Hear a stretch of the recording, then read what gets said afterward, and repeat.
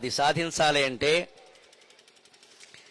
ఎంత చదువుకున్నా సరే స్వయం ప్రజ్ఞ ఉండాలి, సొంతంగా గ్రహించే శక్తి ఉండాలి. ఆ స్వయం ప్రజ్ఞ ఎవరిలో ఉంటుందో వారు దేనికి భయపడక్కల, ఉద్యోగాలు పోతాయని కూడా భయపడక్కల.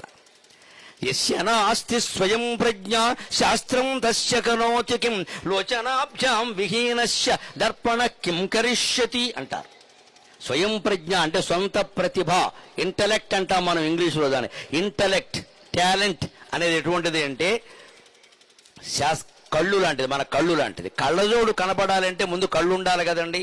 కళ్ళు లేకుండా కళ్ళజోడు నోటికి మోకాలకి పెట్టం కదా. కళ్ళు ఉంటేనే కళ్ళజోడు ప్రయోజనం.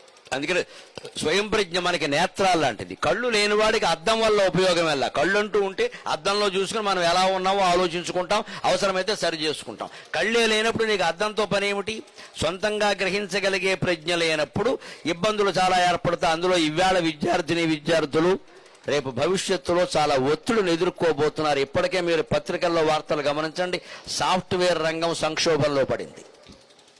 మనం బీటెక్ అవగానే, ఎంటెక్ అవగానే, ఎంబీఏ అవగానే వెళ్ళిపోవచ్చు, నా కోసం కంపెనీలు సిద్ధంగా ఉన్న అంత తేలిగ్గా ఏం లేవమ్మా. ఎందుకు తొలగిస్తున్నారో ఆలోచించండి. వ్యాపారం వ్యాపారం వ్యాపారం. వాళ్ళ లాభాలు వాళ్ళకి ముఖ్యం. నీకు 3 లక్షల ప్యాకేజీ ఉన్నప్పుడు కొనసాగిస్తారు. సంవత్సరానికి 3 లక్షలు పెద్ద సమస్య కాదా? 3 లక్షల ప్యాకేజీలో ఉన్నప్పుడు నెలకి 25,000 కాబట్టి వాడిని కొనసాగిస్తారు.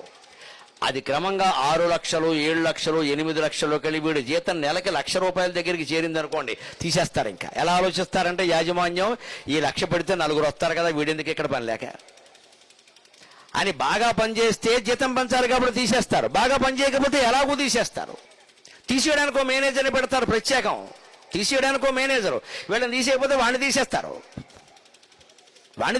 రావణాసురుడు మారీచుడితో ఓ మాట అంటాడు రామాయణంలో, నువ్వు వెళ్ళి రాముడి దగ్గరికి వెళ్లాల్సిందే మాయలేడి రూపంలో అంటాడు. అంటే ఆయన అంటాడు పాపం మారీచుడు, రాముడు చంపేస్తాడయ్యా అంటే, వెళ్ళకపోతే నేను చంపేస్తానంటాడు. వెళ్ళకపోతే నేను చంపేస్తాను. అప్పుడు మారీచుడు ఏమనుకుంటాడు, ఈ దుర్మార్గుడి చేతుల్లో చావడం కంటే రాముడి చేతుల్లో చావడం మంచిదని వెళ్ళిపోతాడు. అలాగా తీసేయడానికి మేనేజర్ని పెడతారటండి, ప్రోగ్రామ్ మేనేజర్ అని.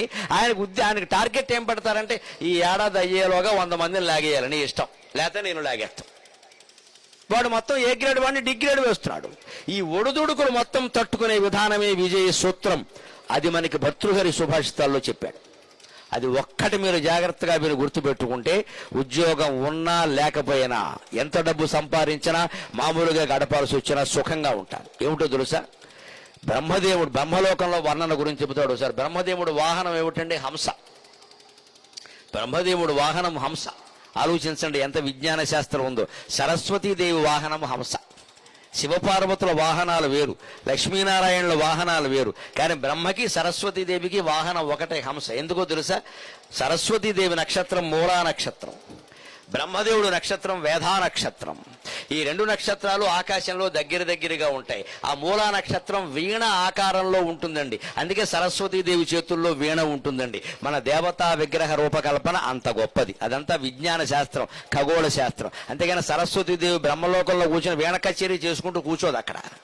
దాని ఉద్దేశం అది కాదు.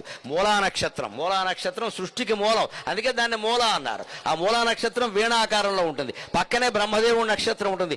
ఈ 2 నక్షత్రాలకి మధ్యలో ఉండే ఒక నక్షత్రం హంస ఆకారంలో ఉంటుంది. అందుకని బ్రహ్మకి సరస్వతికి హంస వాహనం అని చెప్పారు. ఇది హిందూ ధర్మంలో ఉండే శాస్త్రీయ విజ్ఞానం, ఖగోళ శాస్త్రం, జ్యోతిష్ శాస్త్రం. మన దేవతల వాహనాలు, ఆయుధాలు, ఆభరణాలు అన్నిటి వెనకాల ఖగోళ శాస్త్రం ఉందండి. కేవలం గుళ్ళో బొమ్మలు కాదండి అవి. ఆ దేవతల విగ్రహాలను అర్థం చేసుకుంటే మొత్తం వ్యవస్థ అర్థమవుతుంది, ఖగోళం అంతా అర్థమవుతుంది. అప్పుడు ఆరాధనా విధానమే మారిపోతుంది. అటువంటి బ్రహ్మలోకంలో సరస్వతి వాహనం హంస కదా. ఒకరోజు ఆ హంస ఆలస్యంగా వచ్చిందట. బ్రహ్మదేవుడు కోపం వచ్చింది. మరి ఉద్యోగం ఆలస్యంగా వస్తే యజమాని కోపం వస్తుందిగా.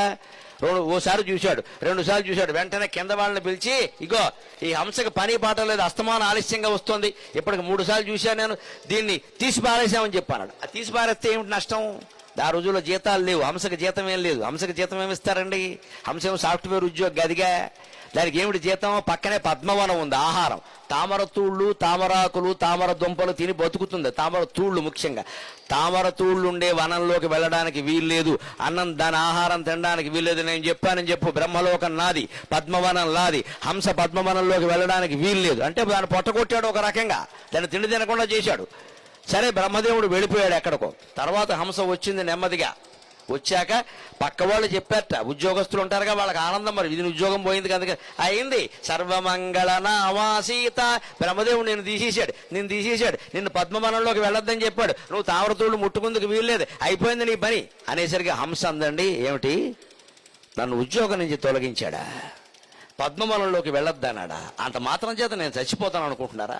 వనజ భవుండు కోపమున వాహనమైన మరాళ భర్తకున్ వనజవనీ వికార కలనంబు తొలంగగజేయుగాని, వనజ భవుండు కోపమున వాహనమైన మరాళ భర్తకున్ వనజవనీ వికార కలనంబు తొలంగగజేయుగాని, గుంభనముగ దుగ్ధ జీవన విభాగ విధాన నిరూఢ నైపుణీ కలిత మగాయశో విభవసారము హంసకు మాన్పవచ్చునే అని ఏనుగు లక్ష్మణ కవి అద్భుతమైన పద్యం రాస్తాడు.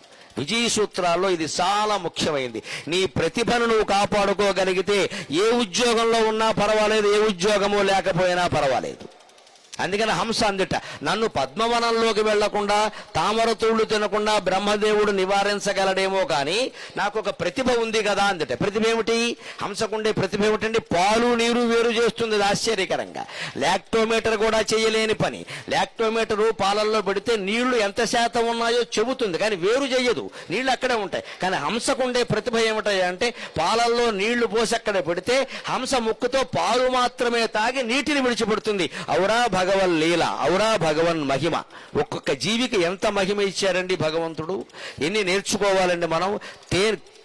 తూనీగా మనం మామూలుగా చూస్తాం, కానీ 2000 మైళ్ళ ఎత్తున తూనీగ ఎగరగలదండి. తూనీగా అని పాట పాడడం కాదమ్మా, నువ్వు ఎగరగలవా?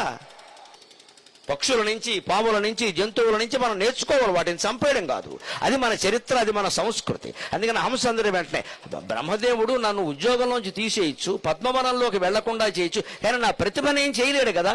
నేను పాలని నీటిని వేరు చేయగలను, ఆ పని ఆయన చేయలేడు, నేనే చేయగలను. అందుకని మరో చోట నేను బతుకుతాను, కానీ బ్రహ్మకి నా వంటి వాహనం దొరకడం కష్టం అని చెప్పు అని గుడ్ బై అని చెప్పి వెళ్ళిపోయిందండి.